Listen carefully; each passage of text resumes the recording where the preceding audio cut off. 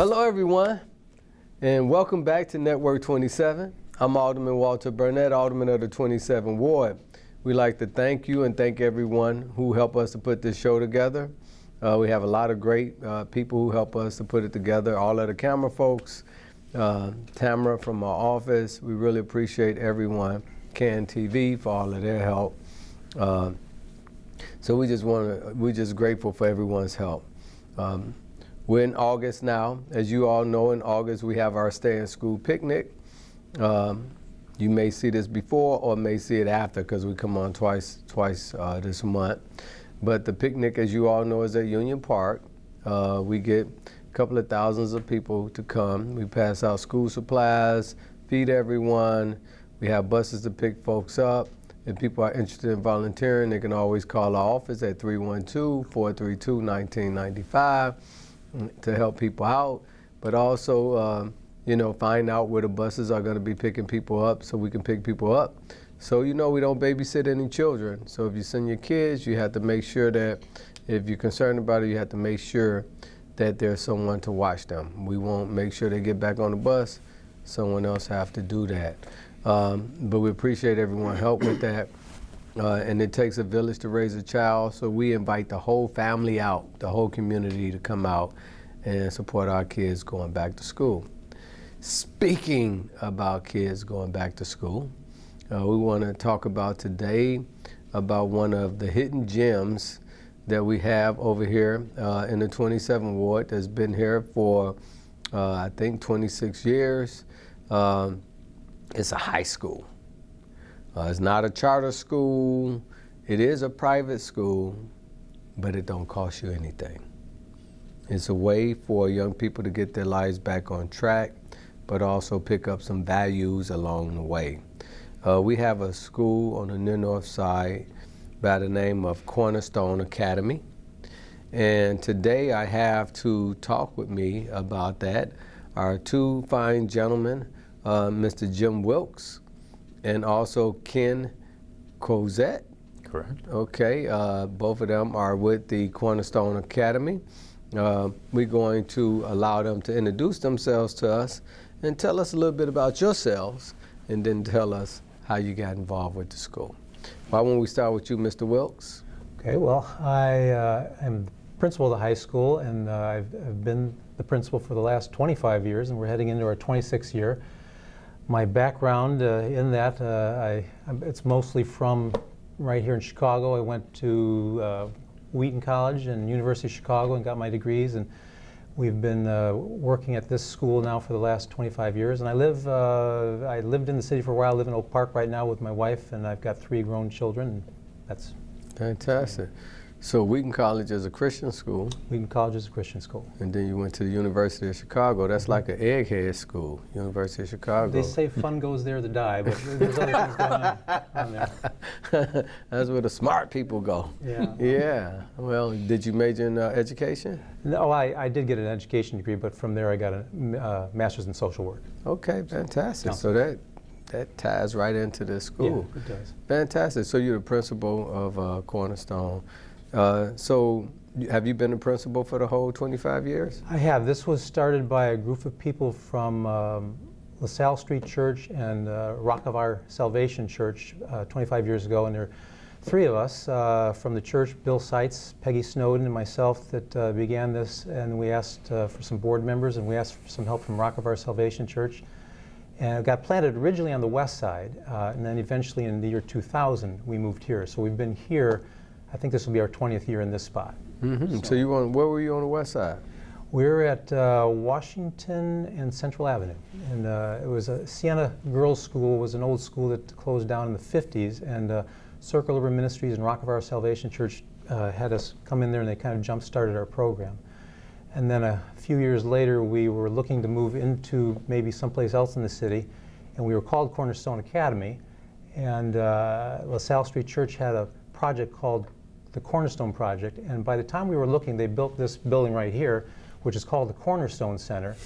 And so we thought, we jokingly say we were looking for a building that had our name, Cornerstone Academy, on the front facade, and this is the one we found, and so we teasingly say we moved here. Wow, so you all had the name first, and Cornerstone opened up and had the name? We had the name first, and then they built the building second, and we moved in. So. Man, wow, that's great. So now I know LaSalle Street Church. Yeah. LaSalle Street Church is located here on LaSalle and Elm. Right. LaSalle Street Church is, as you were saying earlier, is a church that has been an incubator for a lot of different organizations, like Cabrini Green Legal Aid. They used to have Young Life. They still have Young Life on this floor right next to our they office. Have Young Life, which helps teenage kids to develop and have something else to do after school. And they used to have Cycle years ago. Cycle was on the 3rd floor, and we're here on the 4th floor. Yeah. And so this is right in the shadows of Cabrini Green. Right. And a lot of those services went to young people in the Near North area, predominantly in the Cabrini Green area and the Marshallfield Gardens area. When I was growing up, LaSalle Street Church had been doing these things for many years. When I was a young person, so you know that had to be a long time ago, right? A long time ago. Okay. Yeah, well, we're talking about gray hair and balding men That's here. Right. So. Yeah, they've been doing this for a long time.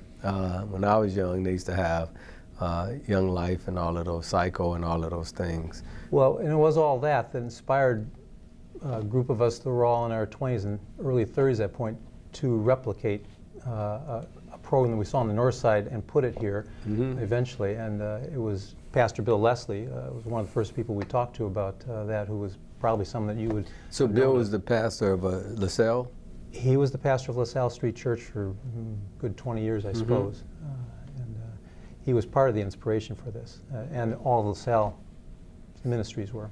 So, and then the other church you mentioned was Rock of Our Salvation Church is on the west side, and it's roughly central in Washington. And they have both a church there, and they have Circle Urban Ministries, and those two things kind of were wedded together, being both a church and having a lot of social change agents coming out of the Circle Urban Ministries.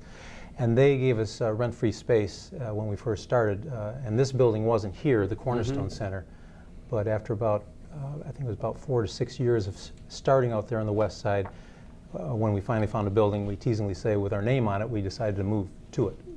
So we came here in 2000. So when you opened up the Cornerstone Academy over there, you recruited young people from over here to go to that school, and you recruited young people from the west side? Mostly we recruited from the west side. Okay. They were coming from that area, and then when we moved here, in fact, we showed the students the different places we might move, and when we were driving here in a van one time, they said, oh no, this is too far, this is too far, this is too far. And we got to the building, walked in, they all turned around and said, this is the place we want to be. So we pretty much, on both the parents cheerleading and the students cheerleading, the ones that were already with us, we moved here.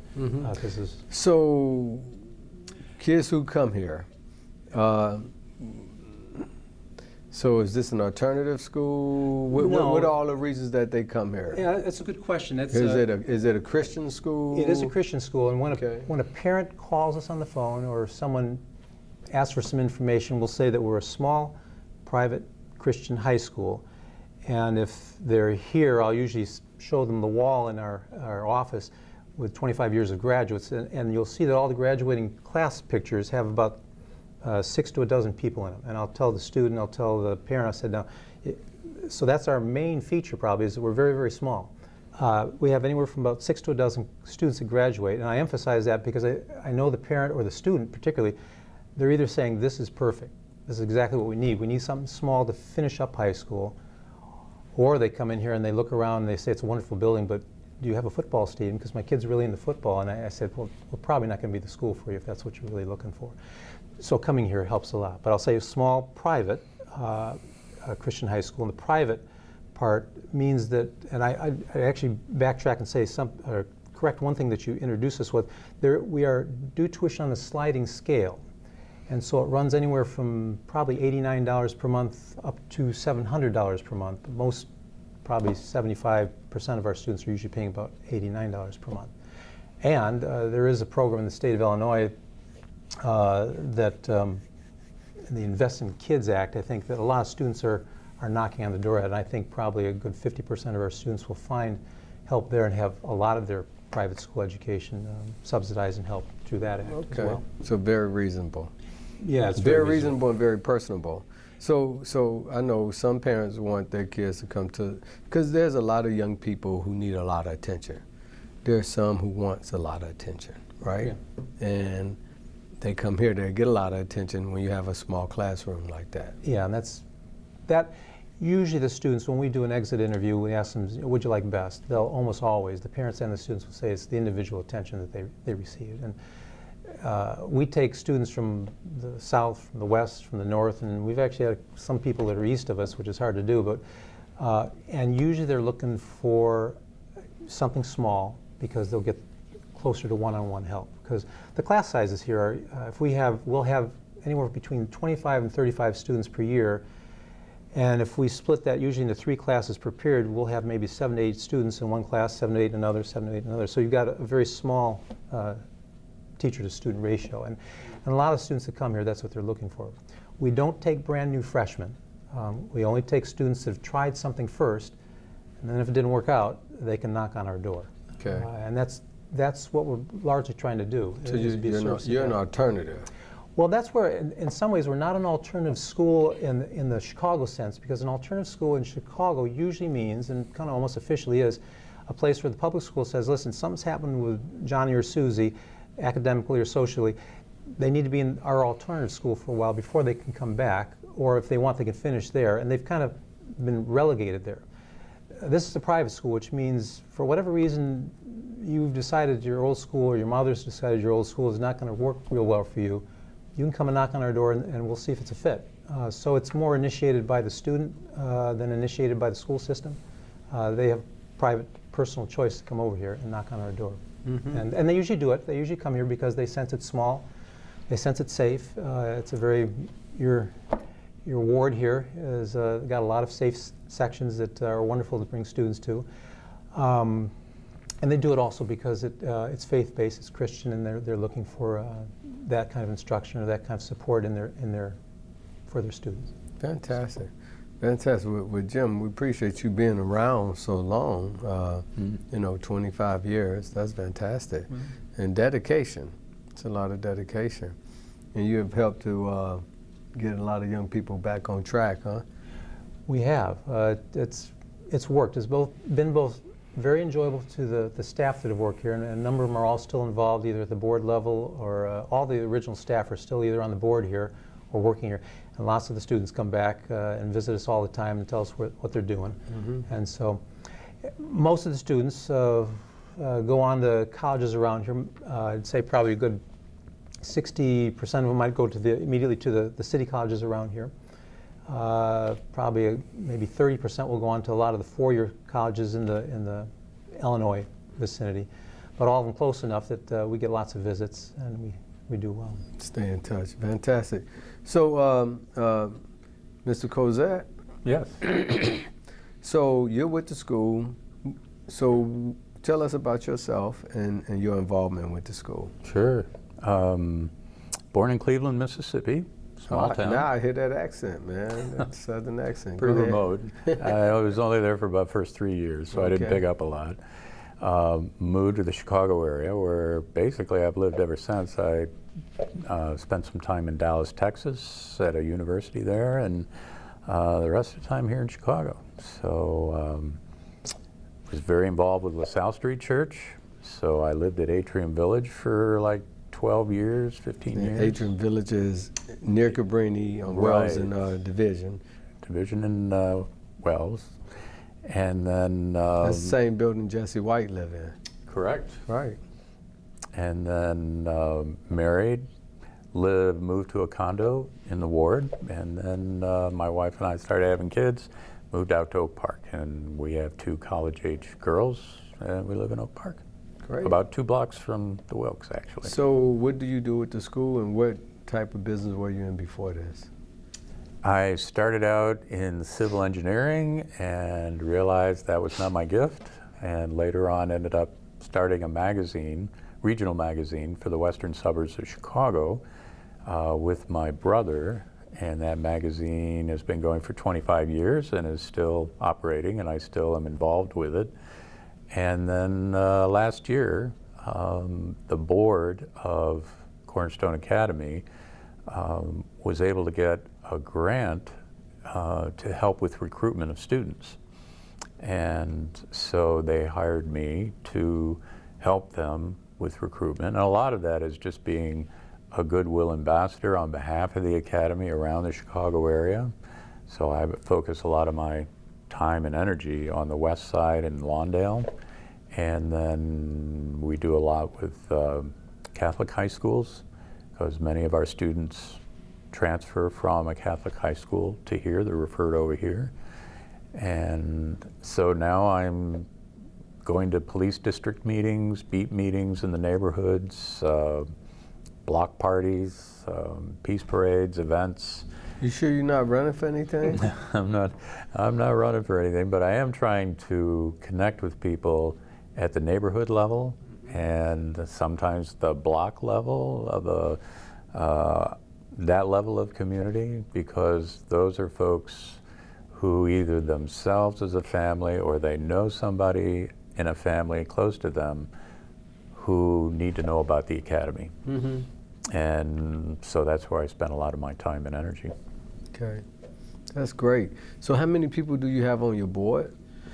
We have 13 on our board. Are all of them members of LaSalle Street Church?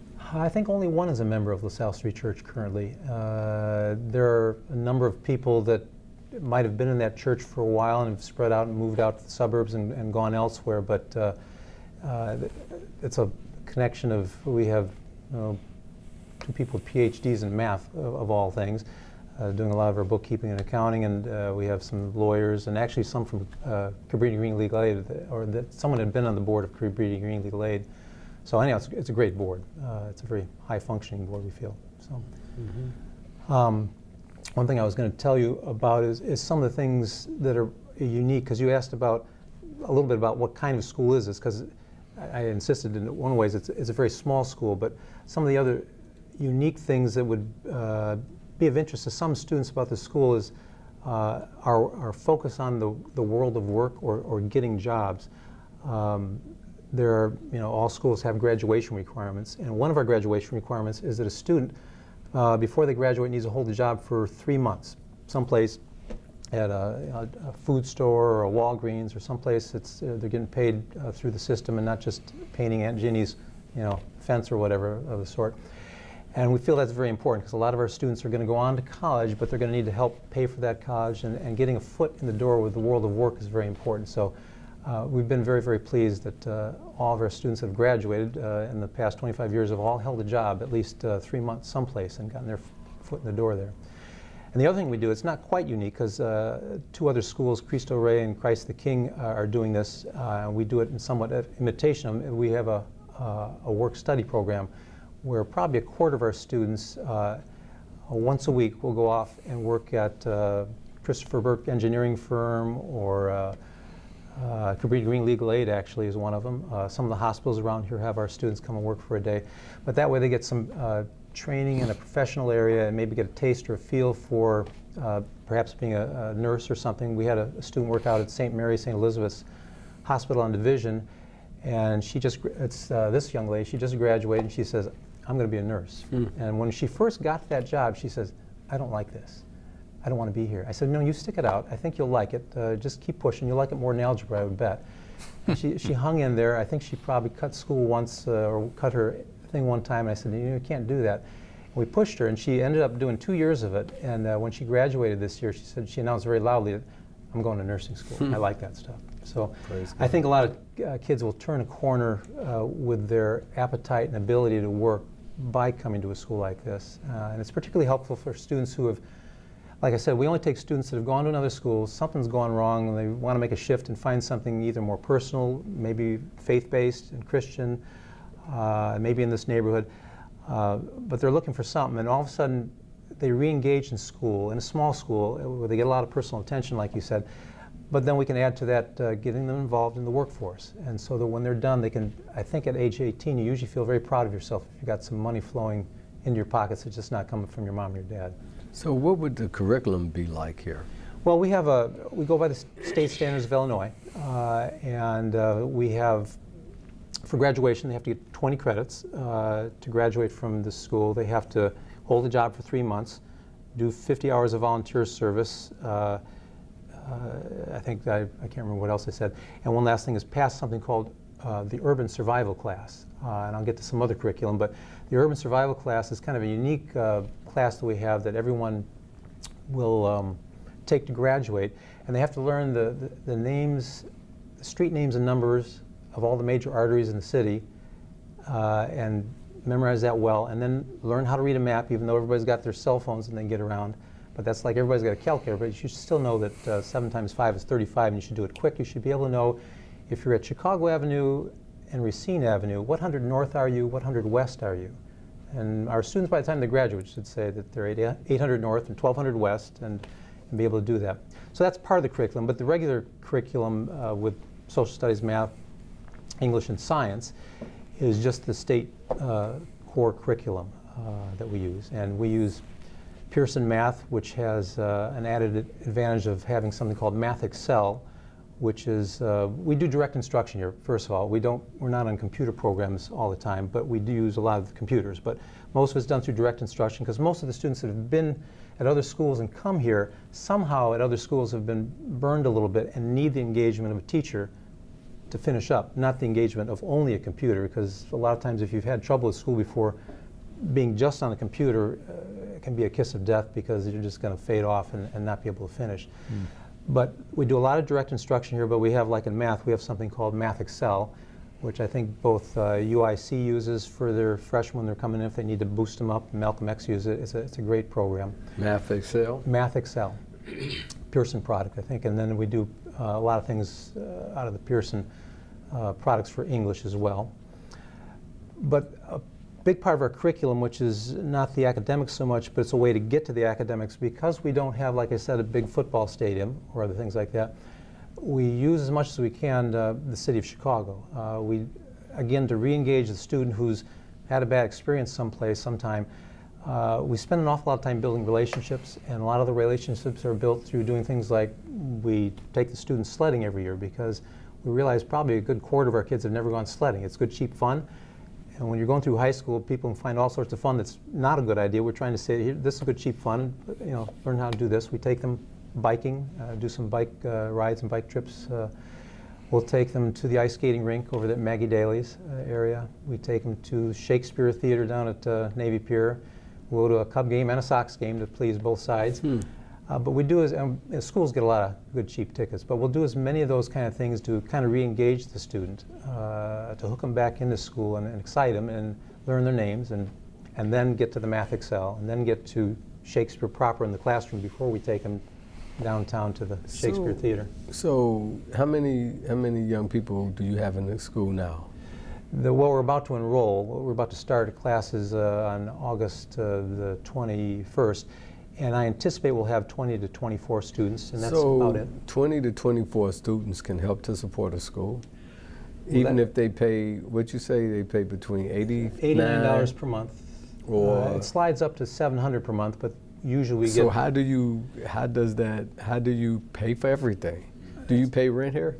We do pay rent here. So you pay rent here. Do you pay for this kind of stuff? Well, the students will buy that for $14 a piece, and that's about cost. Okay, so you got to pay for some literature, books, pay the instructors. No, that's a good question. How you pay for all that stuff? It's like, how you do that? Key question. Well, it is. It's one of the other hats that we wear here. Do you get money from the state? We used to get money for. Well, there's that tax incentive program where, if people would make a contribution to, like I think it's called I can't remember the name, the Children's Fund. They get 75 cents on the dollar goes towards their own. If they donate to you? If they donate, well, it's not specifically. Actually, can go specifically to Cornerstone Academy. But if they're an individual, they can note the school that they would like to donate to. They want the money to go to. Yeah, and if it's a corporation, they've got to do it to a blanket of schools, and they can't specify the school. But you have to people have to know about you to do that, right? They do, yeah. They do. But they can donate to the Children's Fund, and they can call us to find out about that if they want to make donations to it. But historically, we're about 80% funded by private donations, whether it's foundations, corporations, individuals. So you're 80% fundraising and 20% tuition. Right. Yeah, that's so you do a lot of praying. We do. I was very happy when you started this this episode with a prayer. I really was. So you guys do a lot of praying. Yeah. So that's good. So and you always make it. We do, and we've made it for 25. We're going into our 26th year. So I would say God has been kind to us, and God has been kind to some students in the city of Chicago, and it works well that way. And I think lots of people, Christian or not, feel that education drives the train on social mobility, and they like to see students, their students or students in their neighborhoods or nearby neighborhoods, have another option. In a lot of ways, that's what we are. I think a lot of students will do very well across the street at Walter Payton, and some will go to some of the charter schools and some to some other private schools. But all across the boards, you can find students all across Chicago that have had some bad spill, something's gone wrong, and they're looking for something small, something private, something Christian perhaps, and something safe, and they will knock on our door. And we've received a steady stream of students now for 26 years, and a steady stream of support from the individuals, corporations, foundations to make this work. Fantastic. So have you had any young people who were like on the fence of not going back to school come here? Oh yes. Yeah, very All much the so. time, yeah. And I remember often being here with some students that were from just nearby, and I think the young man's now in about his 30s. And I remember he came and spoke at one of our benefits this year, and he's now about 30 years old, and he thanked me because he remembered that some of the teachers grabbed him at one point and said, "You are within inches of finishing, finish that degree." And he said, actually, just people shaking him and saying, "You got to stay here. You're nearly done, and you've got this long to go, and you'll be right there, and you can go to college, and we can plan this out." And he said that the individual attention, even the shaking from some people that knew him well, helped him turn a corner. And he came back as an adult and thanked him. He said, "I was just a stupid 17, 18-year-old boy, and you kind of don't know what you want, and then all of a sudden you turn 22, 23, and you think, I got that degree. I can shop around for jobs because I've got a high school degree. I can go to college because I've got a high school degree." And he's gone on, and he's worked steadily. He's married, and he's come back and visited, and he's good. So there are a number of stories like that, and they. I'm sure it's very fulfilling. Yeah, it is. That's part of the fun of being a teacher. Mm-hmm. And Ken, so your brother and you have a magazine. Correct. Do you use any of those marketing skills to help with the school?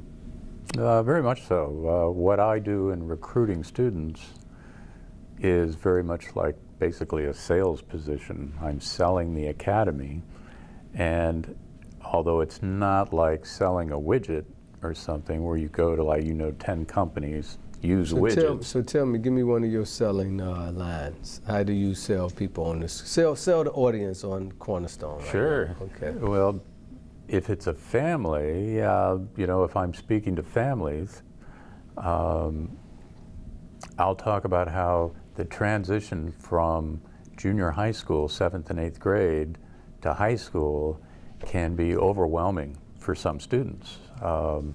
Some of the students I've talked to here say when they went on to high school, they just felt totally overwhelmed by so many people. They didn't feel known or appreciated or cared for by any of the teachers because they're kind of overwhelmed with so many students in their classrooms. And so they felt kind of isolated, and they just couldn't do well. And they started to kind of shut down a little bit. Some students don't feel safe. Maybe there's some gang boundaries closed that they have to cross to get to school from where they live. We had one student who talked about being bullied a lot and just didn't feel safe. He actually quit going to school because he just felt so threatened all the time. So that's also an issue.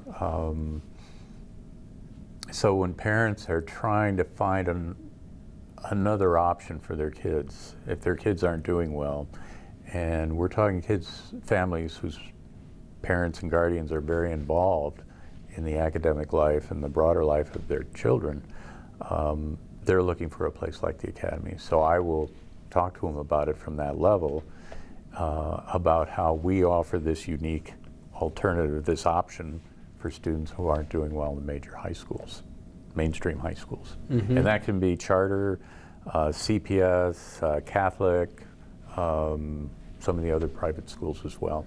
So what if the parents say, that all sounds good, but I don't have $89 a month to pay. I can barely pay for, pay for their bus fare to go to school. Well, we take each student and each family on an individual basis. And so part of what I try to encourage each of these parents or guardians is to make the initial call to the Academy. Mm-hmm. And I'll say, there may be things that you would discourage you from even trying us. Maybe there's some kind of a police record. Maybe there's an IEP, which is where they need individual attention related to learning disabilities or something like that. Some kind of background, they think, my child hasn't been able to do well in these other schools, probably wouldn't be able to do well at the Academy. Maybe the Academy wouldn't even accept them. I encourage them to make that initial call, set up that initial interview, and then when there's the interview with Mr. Wilkes or somebody else on the staff here, they will work through those individual issues. And we have so much experience over 25 years of kind of knowing what we can do and what we can't do. If somebody's reading and their math ability is below like a 5th grade level, we may not be able to help them that much. If somebody has a learning disability and an IEP that's beyond our ability to work with, working with students individually, sometimes we can help a mild version of that, but at some level we just can't. We wouldn't be effective for them. If I could augment a couple things that you said, Ken. One, when parents call and they hear $89 a month, that'll come to pretty close to, by the time you're done with a year, $1,000 with a few fees, and that's a lot. And that can be, breaking the deal, basically, even though they really like this. And that's why I brought it up a couple times, that Invest in Kids Act that was passed recently and is in probably a 5-year stretch now. If parents can get, if they qualify, almost all, I think virtually all their tuition paid for, they should call us, and we can give them the email to the group that's doing this. I don't have all that right handy for you now, but we've instructed all our returning students and all the applying students this year, here's the email, here's how you sign up, and I've seen kids on the list already when I look down at the state on their list, so they're getting this. And they can get virtually, if they qualify, their whole tuition paid for. So but if not, you use the donations you get from the contributors? Yes, we do. But at that level, the lowest we do get is probably $89 per month. And that's where, when that's really backbreaking, which it can be for some people, we fish around a little bit and ask if there's, sometimes churches that might be supportive of your son or your daughter. And we've had a number of students that have come here that have been supported by a church or by an outside individual, because that's still beyond it for a lot of people. But that Invest in Kids Act is really changing things right now, and it will go on for at least another 3 years, and it's worth knowing. So you all don't discriminate against young people? Do you discriminate against any young people? Do they? Well, are there people that may not make it here and that we probably don't accept? Is that what you're saying? Mm-hmm. Well, that was the other thing I was going to say. Ken Cozette mentioned, we're not a school for students that have maybe behavioral disorder in a strong way. We've worked with students that maybe got in a fight at another school and had to be removed from a school, and we will take on students like that unless they, if they've used something, perhaps a weapon, we may not do that. But if it's just, they got into a fight and they had to be removed because they had to, we'd consider that, we'd listen to that. If they have a learning disability, we take IEPs. But as Ken said, if they're reading sometimes below a 5th grade level, we'll know that's probably beyond our capability to work with someone who's really struggling a lot with, because we're not specialists with that. But we're small enough that if they're reading at maybe a 5th grade level or above, struggling a little bit, we can help quite a bit because we're small. Mm-hmm. So what about, of course it don't matter how much money they have, right? Oh, no. So that doesn't matter. You take all nationalities. Right. What about gender? I know you all are a Christian school, Sure. but do you discriminate on gender? Oh no, there's So you open? This is male and female both. Yeah, it's a boys and girls. I'm talking about, you know, homosexuality. Sure. No, there are students here that have announced that that's what their persuasion is too. Okay. So you don't discriminate. So I always say that I did my time at a Catholic school, right? I went to a Catholic school for a couple of years, and and it was actually around the corner here. St. Dominic's is gone now, so we went to St. Dominic's. They gave my mom some scholarships for us to go to the school. We were on public aid, but when we went to St. Dominic's, myself and my cousins and my little sisters, we had to go to church. When you go to a Catholic school, you had to go to the Catholic church, and your parents are supposed to go too, right? Is it like that here?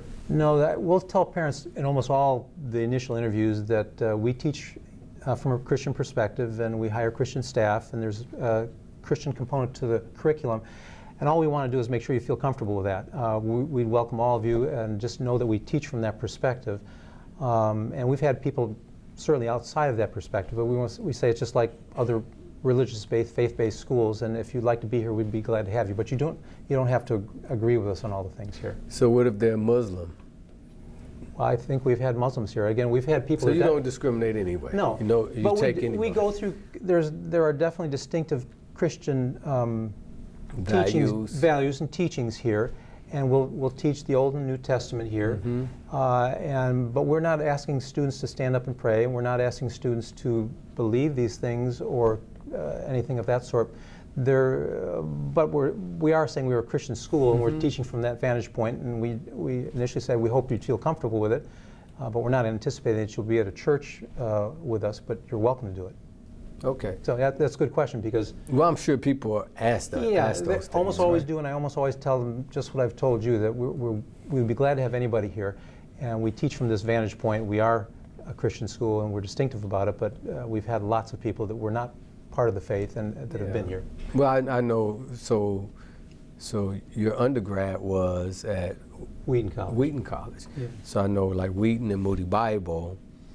Everyone don't go to Wheaton and Moody Bible to become a priest, right? Or become preachers or work in the church, right? Yeah. They go for their professions too. Right. If a student shows interest, and we'll probably, if they ask more questions or ask for support on stuff, we'll probably give more of a listening ear. If they tend to want to have direct Christian instruction on something or counseling on something, we may refer them, or we'll talk to them ourselves. But that usually is based on relationship. I mean, if the relationship leads that way, we'll engage with them more and want to engage with them more, and I think they do with us. If the student is not engaging with us on that level, that's fine. Yeah. Well, I tell you this, being around your young people at the school, you can tell that they have Christian values. You can tell that it rubs off on them, and they grow, and they change, you know. I see some of these young people come in here kind of a little rough around the edges, and then they become smiley, huggy people by the time they're out of this By place. a long shot, one of the favorite classes this year was a Christian-based class, and the kids just loved it and ate it up and had a great time. Had all sorts of special speakers that came in, and they got kind of huggy with it, but it worked, and I think it worked because there were relationships that were genuine. There was truth about it, and if people had a hard time with church or didn't want to be a part of it, they could voice that, and it was a safe place to voice it if they were having trouble because their parents pushed them too hard maybe with it. I don't know, but anyhow, it does work here pretty well, I think. I've always felt it has been so, and one of our graduates, I was very pleased, talked about her faith growing a lot this past year by being at the school, that she rekindled her interest in her ability to read the Bible, and she rekindled her interest in being a Christian on her own and not just being so because her parents wanted her to be so. And I was glad of that. I didn't really quite know that until I heard it in the graduation speech. And so I think a lot goes on in young people. They're forming themselves, and I'm glad to provide a setting that is both academic and strong, but also Christian and strong, that people can grab onto it if they want. So you had those Christian values are here. They're there. And most of your staff are Christians? Yeah, we're probably strict with that. We do try and hire only people that come from or would be teaching from a Christian perspective or are part of churches and want to teach here because it's a Christian school. But with the students or the families that knock on our door, no, we don't anticipate that's the case. That's why I would say we just want you to know that we teach from this perspective. We're happy to have anybody here. And I'll explain exactly what things are distinctly Christian. Like there's a Bible class that's distinctly probably Christian. And there's an after-school program called Young Life, which was kind of brought here by LaSalle Street Church. And again, it's usually a lot of fun. And when they do things outside of class, they go camping with Young Life, and they do after-school programming over at the Solheim Center at Moody, and they'll play basketball. That's up to the students if they want to keep pursuing. They even go to other countries with Young Life. Too. Yeah, they do. Right. Yeah. You know, I'd like to add to that when a student and a family come in to do an interview, much of this stuff will come out, and it's almost like a negotiated settlement that as they move through the process, they may say, well, what about this? And because it's all individually set up, we can make accommodations and adjustments. And if a family says, you know, we really don't want our student child in a Bible class, then we can come up with an alternative where they don't necessarily do that. But the school it's mission driven and coming out of a Christian experience of being a loving, present, compassionate presence in the world.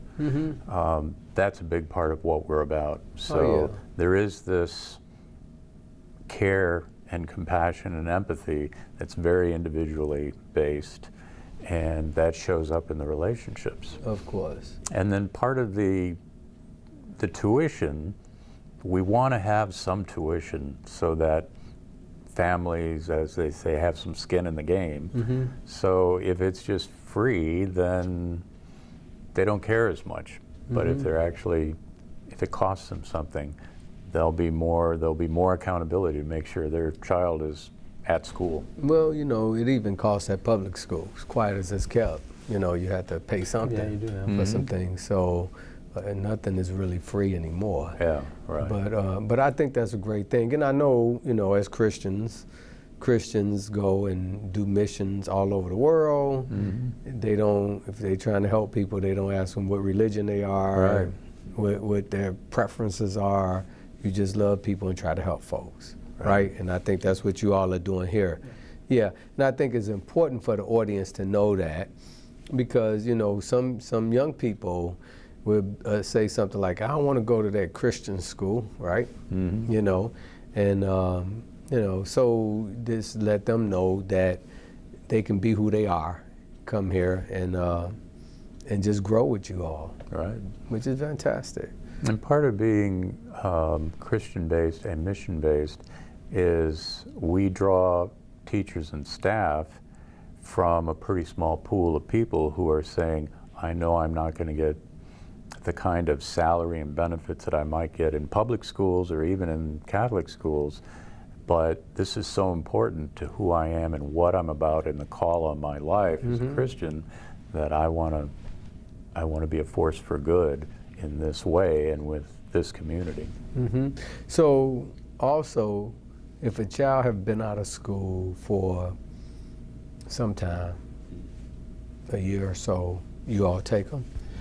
We like to talk to them or their parent about it. If they come when they're younger, which could be 15, 16, 17, and they've been out for a year, that's easier to work with. If they call and they're 18 already and they have next to no credits, I'll probably say that you ought to think about the GED, because it would take them usually 3 years to finish here, and I think they're going to be closer to 21. We have graduated students in their 20s, and we'll take older students.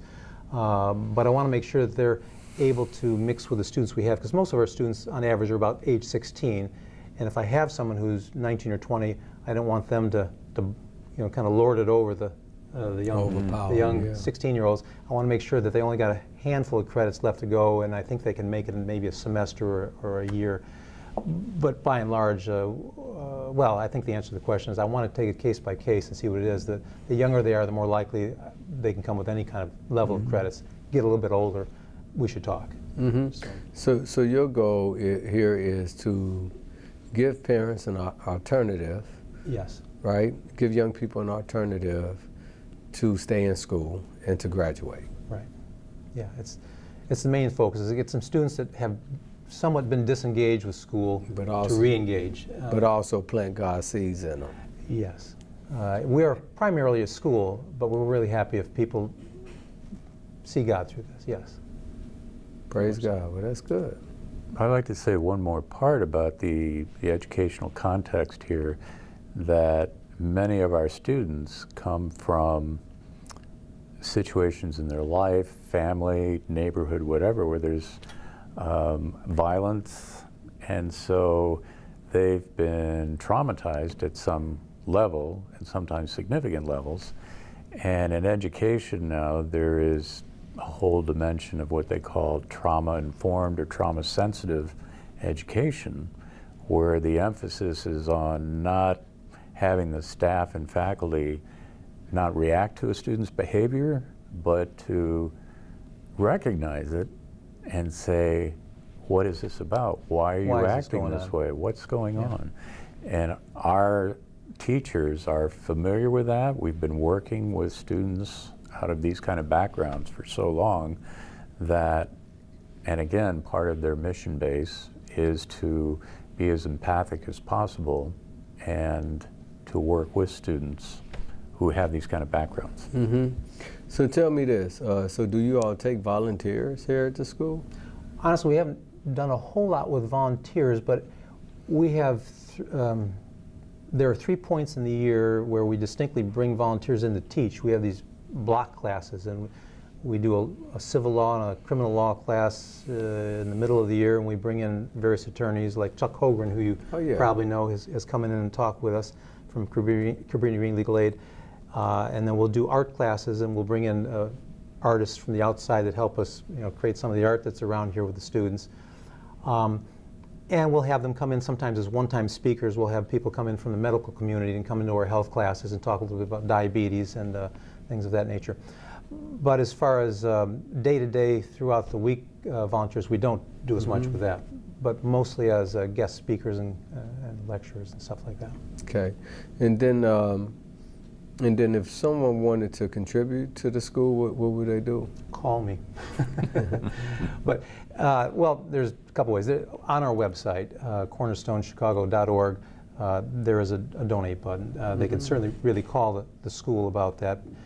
And if they wanted to also make a donation that would minimize their taxes, their state taxes, Illinois state taxes, call me and I'd kind of refer them to that program and how they could do that. But I'd be glad of it. That is a big part of the way we've stayed alive for 25, 26 years now, is generous people on the outside who already have their degrees and have had good jobs and had some success that feel they want to give back to, other kids in the city. And what's your number? Our number is 312-573-8854. And what's the address here? This is 1111 North Wells Street, Chicago. Okay, fantastic. So a lot of I see on some of these pictures here, I see some diversity. I see you have all types of diversity going on. So you have kids from all walks of life? We do. They come from the north and the south and the west and a little bit the east.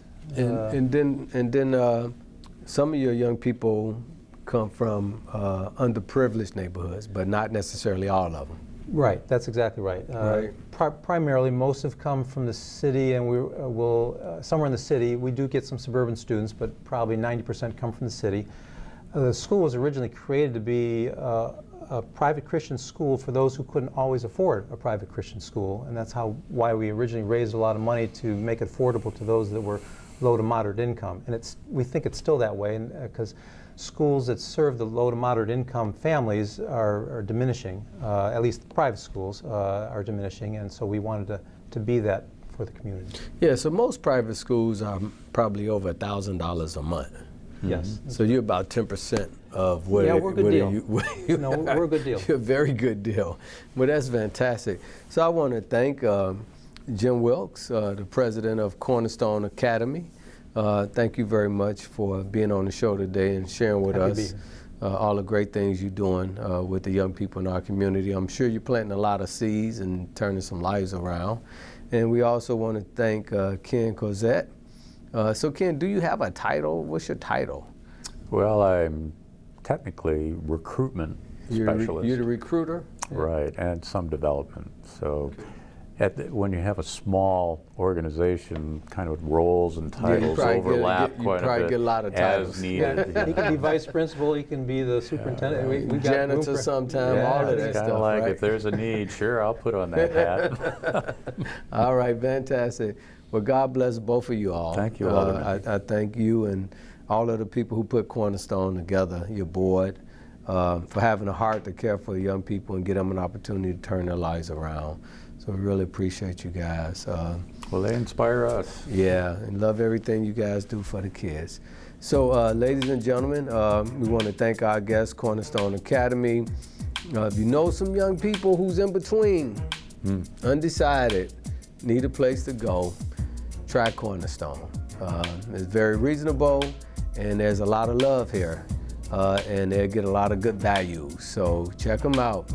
I know some kids who've been here and has had an impact on their lives. So please check them out. Cornerstone Academy at 1111 North Wells Street in the Cornerstone building. Right. Thank you all very much for watching Network 27.